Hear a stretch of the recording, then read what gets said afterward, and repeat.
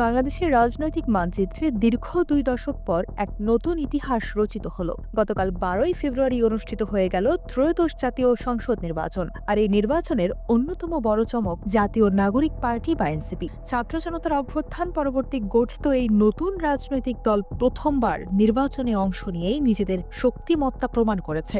সারা দেশে ৫টি আসনে বড় ব্যবধানে জয়ের পাশাপাশি হাড্ডাহাড্ডি লড়াই করে মোট ৬ জন প্রার্থী বাজিমাত করেছেন। আজকের বিশেষ পর্বে আমরা জানব সেই ৬ জন কারা এবং কেমন ছিল তাদের জয়ের সমীকরণ। এনসিপির বিজয়ী তালিকায় প্রথম নামটি হল দলের আহ্বায়ক নাহিদ ইসলাম। ঢাকা ১১ আসনে তিনি এক কঠিন লড়াইয়ের পর বিজয়ী হয়েছেন। শাপলাকলি প্রতীকে তিনি পেয়েছেন ৯৩,৮৭২ ভোট, যেখানে তার নিকটতম প্রতিদ্বন্দ্বী বিএনপির হেভি ওয়েট প্রার্থী এম কাইয়ুব পেয়েছেন ৯১,৮৩৩ ভোট। মাত্র ২,০৩৯ ভোটের এই ব্যবধানই বলে দেয় ঢাকার রাজপথে লড়াইটা কতটা তীব্র ছিল। রংপুরের মাটি এবার কথা বলেছে তারুণ্যের পক্ষে। রংপুর ৪ আসনে এনসিপির সদস্য সচিব আক্তার হোসেন ১,৪৯,৯৬৬ ভোট পেয়ে বিজয় ছিনিয়ে এনেছেন। তিনি পরাজিত করেছেন বিএনপির অভিজ্ঞ নেতা ইমদাদুল হক ভরসাকে। দক্ষিণাঞ্চলের মাঠ কাঁপিয়েছেন এনসিপির মুখ্য সংগঠক হাসনাত আব্দুল্লাহ। কুমিল্লা ৪ আসনে তিনি ১,৬৬,৫৮৩ ভোট পেয়ে এক বিশাল ব্যবধানে জয়ী হয়েছেন। তার বিজয় যেন তারুণ্যের শক্তির এক স্পষ্ট প্রতিফলন। লড়াই থেমে থাকেনি নোয়াখালীতেও। নোয়াখালী ৬ আসনে যুগ্ম মুখ্য সমন্বয়ক হান্নান মাসুদ ৯১,৮৯৯ ভোট পেয়ে বিজয়ী হয়েছেন।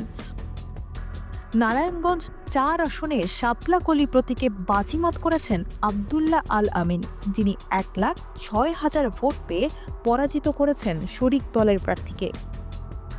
সবশেষে উত্তরবঙ্গের কুড়িগ্রাম ২ আসনে চমক দেখিয়েছেন আতিকুর রহমান মোজাহিদ। হাড্ডাহাড্ডি লড়াইয়ে তিনি ১,৭৮,০০০ ভোট পেয়ে বিজয়ী হয়েছেন। বিজয়ের হাসির পাশাপাশি এনসিপি শিবিরের কিছু বিষাদের ছায়াও আছে।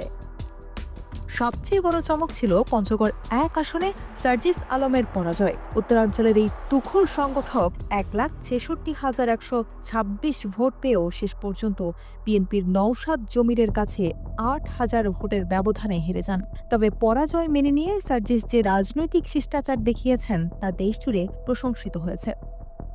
একইভাবে ঢাকা ৮ আসনে তীব্র প্রতিদ্বন্দ্বিতা গড়িয়েছিলেন নাসির উদ্দিন পাটোয়ারি। তিনি ৫৪,১২৭ ভোট পেলেও বিএনপির বর্ষীয়ান নেতা মির্জা আব্বাসের অভিজ্ঞতার কাছে শেষ পর্যন্ত হার মানতে হয়। অন্যদিকে নরসিংদী ২ আসনে সরোয়ার তুষার লড়াই করেও তৃতীয় স্থান লাভ করেছেন।